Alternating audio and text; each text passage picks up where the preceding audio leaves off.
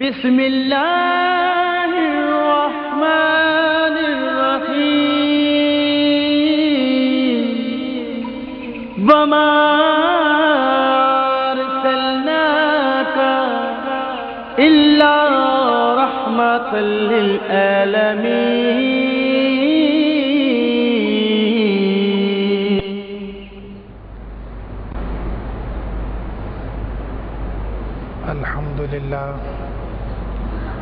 الحمد للہ رب العالمین، والصلاة والسلام علی سید الانبیاء والمرسلین وعلی آلہ واصحابہ اجمعین، اما بعد فاعوذ باللہ من الشیطان الرجیم، بسم اللہ الرحمن الرحیم۔ قال النبی صلی اللہ علیہ وسلم ان اول الناس بی یوم القیامت اکثرهم علی صلاۃ۔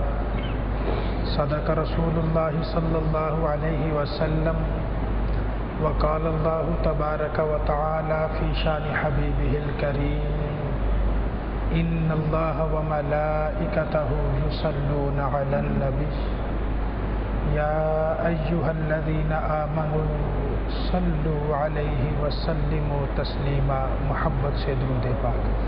الصلاۃ والسلام علیک یا سیدی یا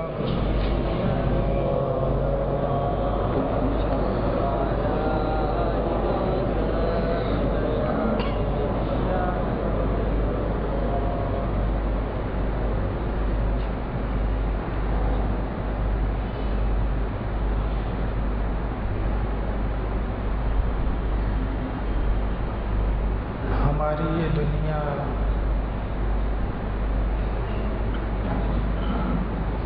اور اس دنیا میں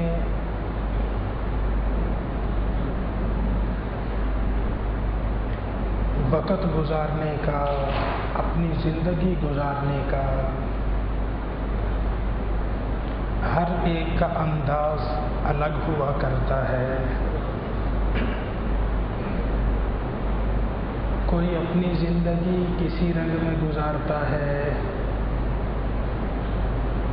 کسی کی زندگی کے لمحے دوسرے لوگوں سے مختلف ہو کے گزرا کرتے ہیں۔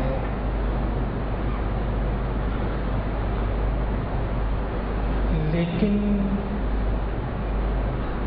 ہم اپنی اس فانی زندگی میں بھی یہ دنیا کی چند روزہ زندگی میں بھی ہم کسی بڑے کے قرب کے متلاشی ہوا کرتے ہیں، جو ہم میں سے کسی نہ کسی حوالے سے بڑا ہو، خواہ کوئی عزت میں بڑا ہے، کوئی شہرت میں بڑا ہے، کسی کو اللہ نے مال و دولت عطا فرمایا ہے، ہم اپنے سے بڑے کے قریب ہونے کی کوشش کیا کرتے ہیں۔ زندگی میں یہ قرب کبھی کبھی فائدہ دے جاتا ہے، انسان کا تعلق کسی اچھی شہرت کے مالک سے ہو جائے، بسا اوقات زندگی میں کوئی پریشانی آئے، کوئی مشکل آئے، وہ جو مرتبے میں بڑا ہے ہمارا اس سے تعلق ہے، کبھی کبھی صرف اس کا نام ہی ہماری مشکل آسان کر دیتا ہے۔ جس سے ہمارا تعلق، ہمارا قرب ہے، کبھی کبھی اس کے قرب کی وجہ سے اس کا نام، اس کی پہچان جو ہماری ذات سے وابستہ ہوا کرتی ہے، ہماری زندگی کے کئی مراحل کو آسان کر دیا کرتی ہے۔ وہ مراحل جن سے بظاہر گزرنا ناممکن ہوا کرے، انسان ان لمحوں سے بڑی آسانی سے پلک جھپکتے ہوئے گزر جایا کرتا ہے۔ یہ ہماری دنیاوی زندگی کا دستور، اس دنیا میں ہمارے رہن سہن کا طریقہ ہے۔ یہ صرف ہمارے دنیا میں ہی نہیں، ہمیں دین میں بھی کام دیا کرتا ہے۔ اللہ وحدہ لا شریک نے حضرت موسیٰ علیہ السلام، اس کے پیارے کلیم، اس کے نبی، اب موسیٰ کی طرف اللہ نے وحی بھیجی، فرمایا پیارے کلیم کیا تم میرا ایسا قرب چاہتے ہو، کیا تم مجھ سے ایسا تعلق چاہتے ہو، جیسا تعلق، جیسا قرب انسانی جسم کو اس کی روح کے ساتھ ہے، جیسا قرب، جیسا تعلق انسان کی آنکھ کو اس کی بصارت کے ساتھ ہے، ایسا قرب جو اس کی گفتگو کو اس کی زبان کے ساتھ ہے۔ اگر جسم ہے اس میں روح نہیں تو جسم بیکار ہے، کسی کام کا نہیں۔ آنکھیں تو ہے، دیکھنے کی قوت نہیں، بینائی نہیں، تو یہ آنکھیں انسان کے کسی کام کی نہیں ہیں۔ منہ میں زبان تو ہے لیکن بولنے کی قوت نہیں، بول نہیں سکتا، زبان کا کوئی فائدہ نہیں ہے۔ حضرت موسیٰ علیہ السلام نے عرض کی رب العالمین میں تیرا ایسا قرب چاہتا ہوں، ایسا تعلق چاہتا ہوں، اتنا قرب چاہتا ہوں جتنا قرب انسانی جسم کو روح کے ساتھ ہے، جتنا قرب انسانی آنکھ کو اس کی بصارت کے ساتھ ہے، جتنا قرب انسان کی زبان کو اس کی گفتگو اس کے کلام کے ساتھ ہے۔ جیسے ہی موسیٰ علیہ السلام نے عرض کی، اب اللہ کی طرف سے جواب آتا ہے، اے پیارے کلیم میرا ایک آخری رسول نبی آئے گا، اس کا نام، اس پہ درود پاک پڑھتے چلے جاؤ، تمہیں میرا ایسا قرب عطا ہوتا چلا جائے گا۔ یہ دنیاوی زندگی ہو یا اگلے جہاں کی زندگی ہو، انسان کسی بڑے کے قرب کا متلاشی رہتا ہے۔ آج آئیے، آج نیلی چھت کے مالک کا قرب تلاش کرتے ہیں۔ وہ نیلی چھت کے مالک کا قرب کہاں سے ملتا ہے، اس کی سنگت کہاں سے نصیب ہوا کرتی ہے؟ جو آمینہ کے لال کی محبت کو دل میں جگہ لیتا ہے، اللہ اسے دونوں جہانوں سے بڑھ کے اپنا قرب عطا فرما دیا کرتا ہے۔ اللہ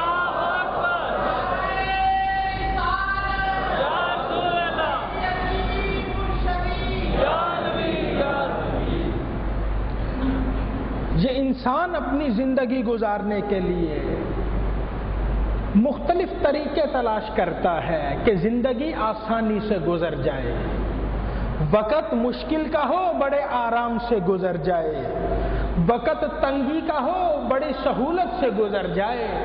نبی کریم علیہ السلام نے ارشاد فرمایا، ان اول الناس بی یوم القیامت اکثرهم علی صلاۃ، فرمایا وہ قیامت کا دن ہوگا جب سورج سوا نیزے پہ ہوگا، آگ برسا رہا ہوگا، انسان اپنے ہی پسینے میں غوطے لگا رہا ہوگا، اللہ کا جلال اپنے جوبن پر ہوگا۔ خدا ارشاد فرمائے گا، لمن الملک اليوم، بتاؤ آج کس کی بادشاہی ہے؟ کوئی نہیں بول سکے گا، کس میں ہمت ہے جواب دے سکے؟ اللہ کے سامنے کس کی میں یہ طاقت ہے کہ زبان کھول سکے؟ اللہ ارشاد فرمائے گا، للہ الواحد القہار، اسی اللہ کی بادشاہی ہے جو تمام جہانوں کا رب ہے، وہ اللہ ہے، اس کا جلال جوبن پر ہوگا، انسان کے لیے پسینہ میں ڈوب رہا ہوگا، سائے کی کوئی جگہ نہیں، کہیں کوئی جائے پناہ نہیں ہوگی، وہ کہاں سے کوئی تلاش کرے؟ پھر وہ ہم نے احادیث طیبہ میں اکثر سنا، ہم مارے مارے پھرتے پھرتے بالآخر اللہ کے آخری نبی کے پاس جائیں گے، آپ اللہ کی بارگاہ میں سجدہ کریں گے، شفاعت کا دروازہ کھلے گا، اللہ کا جلال ٹھنڈا ہو جائے گا، نبی کریم علیہ الصلوۃ والسلام اپنے امتیوں کو بازو سے پکڑ پکڑ کر میدان حشر میں ڈھونڈ ڈھونڈ کر جنت میں لے جاتے چلے جائیں گے۔ اسی لجپال نبی نے ارشاد فرمایا، اور قیامت کی گرمی، قیامت کی سختی اور قیامت کے عذاب سے نجات چاہتے ہو، فرمایا ایک طریقہ میں محمد سے سنتے چلے جاؤ، ان اول الناس بی یوم القیامت اکثرهم علی الصلاۃ، فرمایا جو دنیا میں مجھ پر جتنا میرا نام لیتا رہے گا، کل قیامت کے دن میں مصطفیٰ کے اتنا قریب ہوتا چلا جائے گا۔ حضرت عائشہ صدیقہ رضی اللہ تعالی عنہا آپ اپنے حجرہ مبارکہ میں تشریف فرماتی، کچھ کپڑا سی رہی تھی، اچانک آپ کے ہاتھ سے چراغ گل ہو گیا، اس کی آگ بجھ گئی، اندھیرے کی وجہ سے آپ کے ہاتھ سے سوئی نیچے گر گئی۔ اب سوئی زمین پہ گری، کمرے میں اندھیرا ہے، سوئی تلاش کرتی ہیں ہاتھوں سے ٹٹول ٹٹول کر زمین پہ، کہ ابھی اس حجرہ مبارکہ میں نبی کریم تشریف لائیں گے، کہیں یہ سوئی آپ کے پاؤں کو نقصان نہ دے جائے، پاؤں کو زخمی نہ کرے، تکلیف نہ دے۔ فرماتی چراغ تو بجھ گیا تھا، چراغ تو بند تھا، اس میں تو روشنی نہیں، میں سوئی تلاش کر رہی تھی، کمرے میں اندھیرا ہے، روشنی نہیں ہے۔ فرمایا کہ اچانک پردہ سر کا آمینہ کے لال اندر تشریف لائے، آپ کے چہرے سے وہ نور نکلتا ہے کہ سارا کمرہ منور ہو جاتا ہے۔ اس نور کی روشنی میں حضرت عائشہ صدیقہ ارشاد فرماتی ہے، مصطفیٰ کے نورانی چہرے کے نور کی وجہ سے میں نے اس کمرے میں گری ہوئی سوئی کو تلاش کر لیا۔ نبی کریم تشریف لائے، حضرت عائشہ صدیقہ رضی اللہ تعالی عنہ عرض کرتی ہے، یا رسول اللہ صلی اللہ علیہ وسلم، کتنے خوش نصیب لوگ ہوں گے اور جنہیں آپ کا جلوہ نصیب ہوگا، قیامت کے دن بھی آپ کے دیدار کی نعمت عطا کی جائے گی۔ نبی کریم نے ارشاد فرمایا، عائشہ جو بخیل ہوگا اسے قیامت کو میرا دیدار نصیب نہیں ہوگا۔ عرض کی یا رسول اللہ بخیل کون ہے؟ فرمایا جس کے سامنے میں مصطفیٰ کا ذکر کیا جائے اور اس کی زبان پہ میرے لیے درود و سلام جاری نہ ہو۔ ہاں ایمان والے، آج نبی کا نام سن کر اگر تیری زبان پہ درود و سلام جاری ہو جاتا ہے، کل قیامت کے دن رب العالمین تجھے چہرہ بددعا کی نعمت عطا کرتا چلا جائے گا۔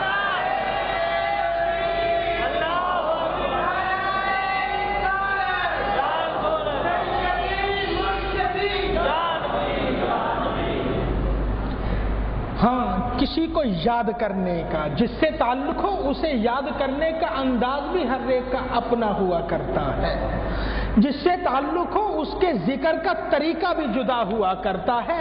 کوئی زبان سے یاد کرتا ہے، کوئی دل سے یاد کرتا ہے، کوئی اپنی آنکھوں سے یاد کرتا ہے، کوئی کسی کا ذکر سن کے اسے یاد کرتا ہے، کوئی ذکر سنا کے اسے یاد کیا کرتا ہے۔ ہر ایک کے یاد کرنے کے طریقے جدا جدا ہوا کرتے ہیں۔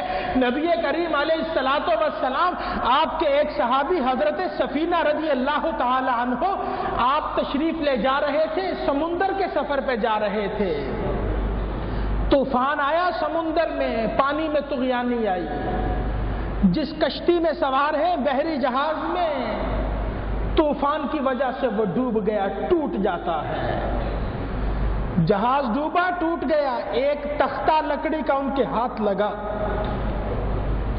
اس تختے کے اوپر سوار ہو گئے اپنی جان بچانے کے لیے۔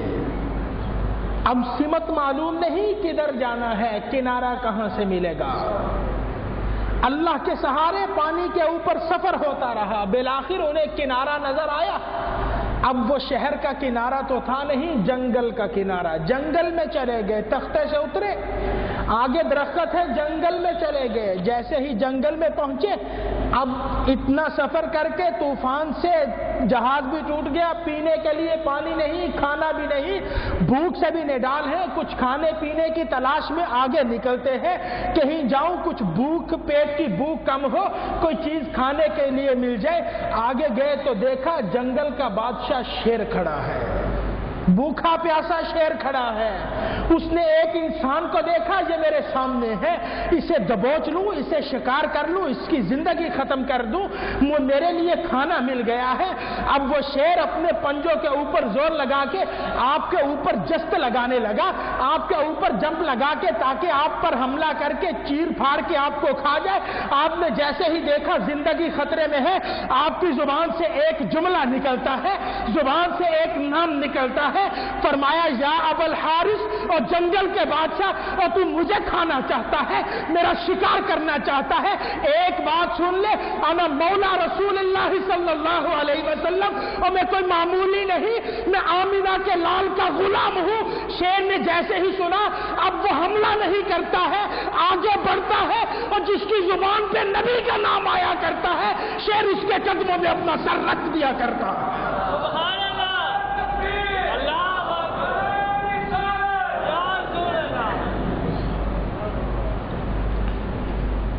شیر نے اپنا سر قدموں میں رکھا۔ پہلے جو زندگی ختم کرنا چاہتا تھا، جو زندگی ختم کرنے کے در پہ تھا، اب وہ قدموں کے اوپر قربان ہو رہا ہے، قدموں پہ اپنا سر رکھ رہا ہے۔ پھر شیر نے اپنے اشارے سے جیسے بھی بہرحال ان کے آگے آگے چلا، انہیں پیچھے آنے کا اشارہ کیا۔ اب اس جنگل میں سے شیر شہر تک باہر انہیں راستہ بھی بتاتا ہے اور باحفاظت چھوڑ کے بھی آتا ہے۔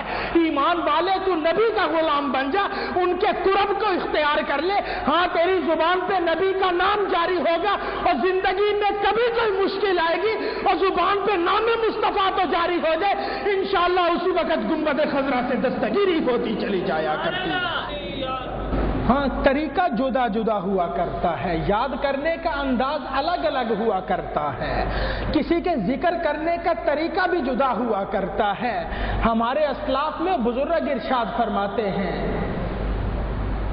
ایک نام بڑا چمکتا دمکتا، حضرت شیخ سلیمان جزولی رحمت اللہ تعالی علیہ، آپ کہیں سفر پہ جا رہے تھے، پیاس نے ستایا، ایک کنواں نظر آیا، اس کنویں کے پاس چلے گئے، پانی نکالنا ہے، اب رسی بھی نہیں، ڈول بھی نہیں، پانی تو کنویں میں نیچے ہے، کیسے پانی پیا جائے کنویں کا؟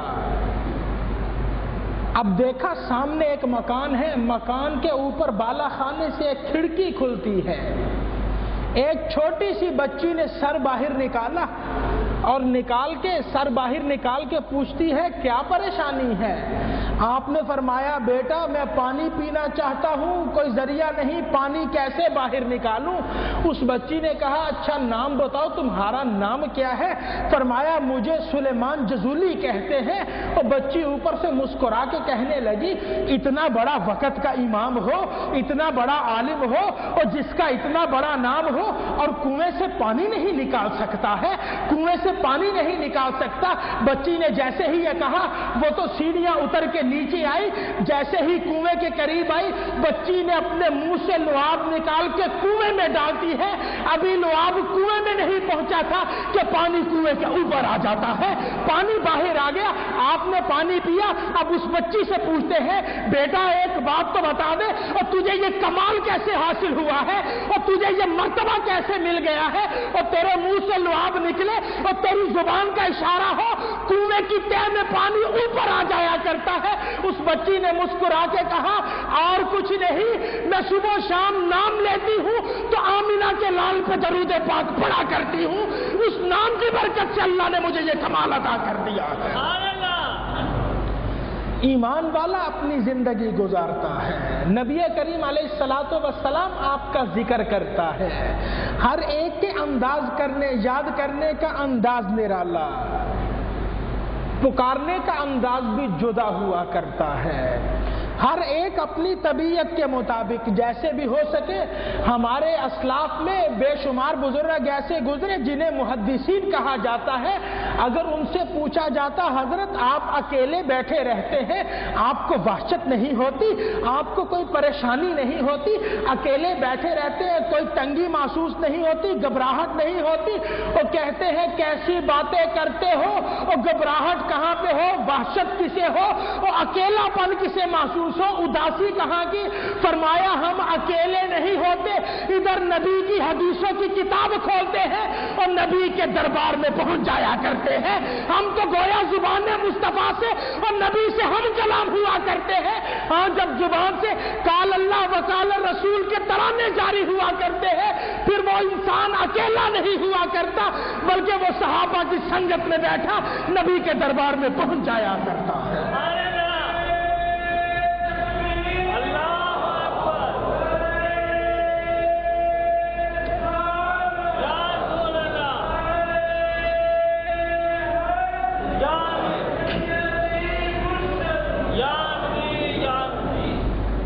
ہمارے اسلاف کی زندگیوں کو دیکھ لیجئے, ان کے وقت گزارنے کو, ان کی زندگیوں کو دیکھ لیجئے. ہر ایک کے یاد کرنے کا, نبی کریم کے ذکر کو, آپ کے ذکر کو زبان پہ سجانے کا, یاد کرنے کا انداز جدا ہے. ہر ایک کا انداز یاد کرنے کا طریقہ نرالا ہوا کرتا ہے. ہر ایک جداگانہ رنگ میں, اپنے ہی رنگ میں آمینہ کے لال کو یاد کیا کرتا ہے. ہاں, کوئی کسی رنگ میں بھی یاد کرتا ہے, وہ محروم نہیں رہا کرتا. اللہ دونوں جہاں کی نعمتیں اٹھا کے اس کی جھولی میں ڈال دیا کرتا ہے.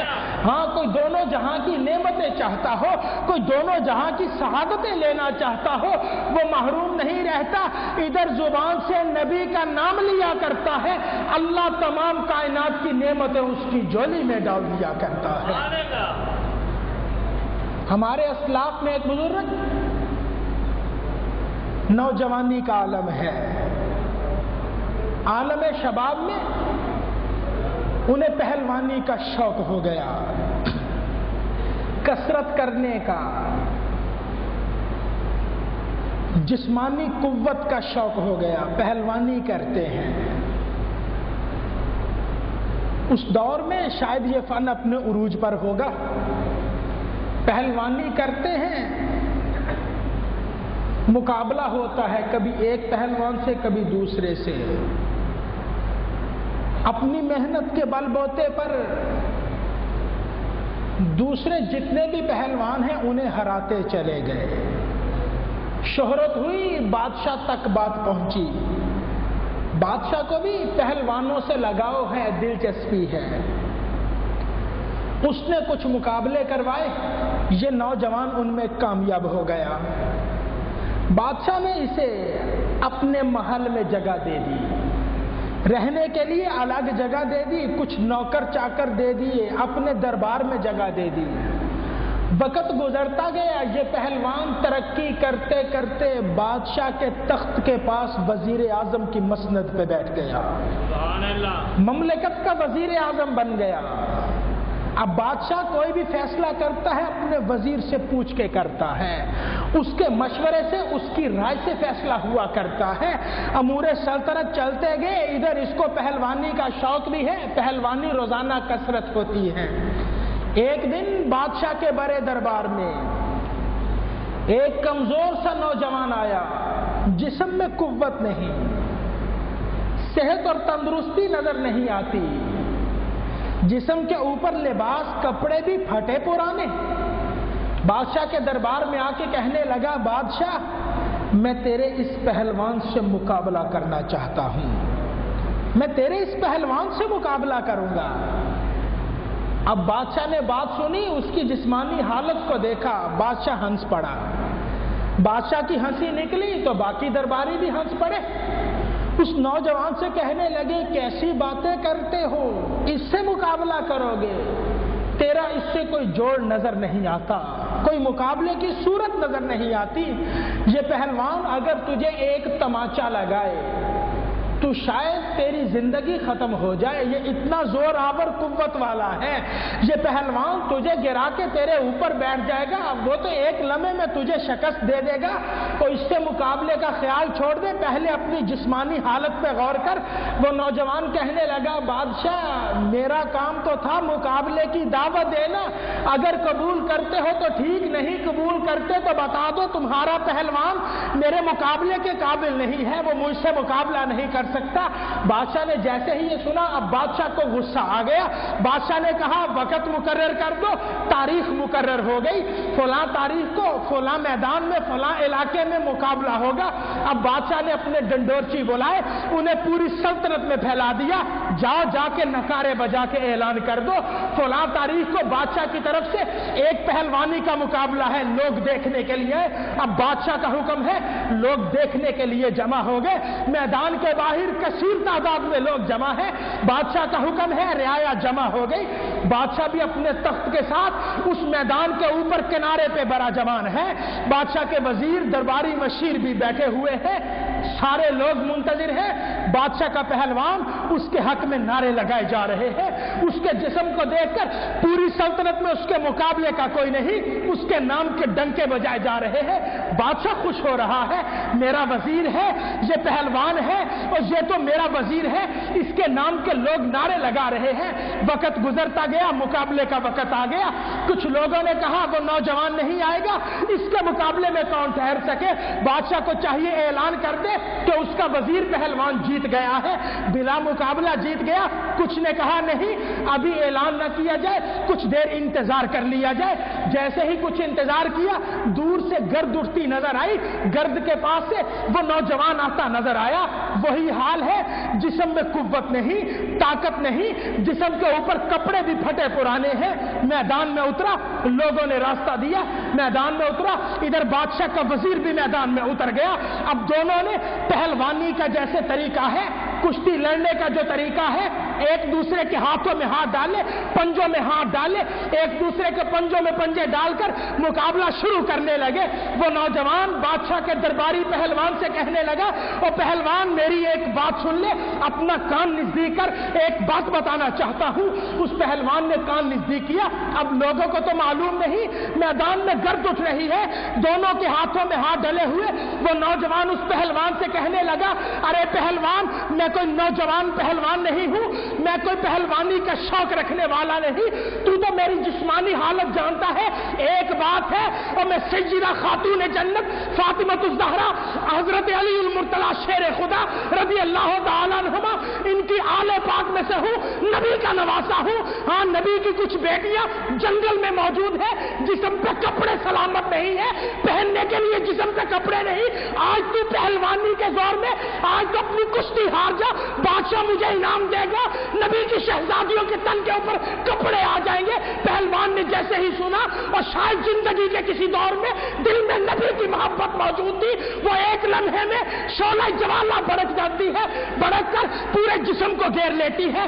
اب لوگوں نے دیکھا جیسے ہی گرد بیٹھتی ہے, پہلوان نیچے لیتا ہوا ہے, وہ نبی کا نواسا اس کے سینے پہ سوار ہے. لوگ آگے بڑھے, اس نوجوان کو کندھوں پہ اٹھا لیا, کندھوں پہ اٹھایا, اور جیسے ہی کندھوں پہ اٹھا کے اسے کہنے لگے, اسے بادشاہ کے دربار میں لے گئے. بادشاہ نے انعام دیا, انعام و اکرام دے کے وہ نوجوان تو چلا گیا. وہ نوجوان تو محل لے کر, بادشاہ سے پیسے لے کر, کپڑا لے کر, جو کچھ بھی ملا وہ لے کر اپنے گھر کی طرف چل دیا. اب بادشاہ تخت سے نیچے آتا ہے, جو اس کا وزیر پہلوان ہے اسے ٹھوکریں مارتا ہے, اور تو نے کیا کیا, میں نے تیرے اوپر اتنا پیسہ خرچ کیا, ساری زندگی کی محنت غارت کر دی ہے. وزیر آگے بڑھے, اسے لان تان کرتے ہیں, لوگ آگے بڑھے, اسے ٹھوکریں مارتے ہیں. اب وہ لیٹا ہوا ہے. جب سارے چلے گئے, بادشاہ نے اپنا محل بھی لے لیا, وزارت بھی لے لی, عزت تھی وہ بھی ختم ہو گئی. اب رات میں اپنے گھر میں جاتا ہے, وہی کچا مکان ہے جو پہلے تھا, ٹوٹا ہوا مکان ہے. اب अपने टूटे मकान की चारपाई पर लेटता है। चारपाई पर लेटा, आंखें बंद हुई, जैसे ही आंखें बंद हुई अब देखता है मेरा कच्चा मकान है, उसके सामने की दीवार गायब हो गई। आगे बाजार था, वो बाजार गायब हो गया। आगे और मकानात थे, वो मकानात आंखों से ओझल हो गए। पहाड़ है, पहाड़ ओझल हो गए, और आंखों के सामने दरिया है, सहरा है, वो सारे खत्म होते चले गए। एक एक करके पर्दे सिलकते चले गए। उसे उस वक्त होश आता है जब उसे अपने घर में बैठे गुंबद खजरा नजर आता है। गुंबद खजरा से नूर निकलता है, आसमानों पे चलते उसके घर में उतरता है। उसे होश आती है, घर की हर ईंट पुकार के कहती है अस्सलाम वालेकुम या रसूल।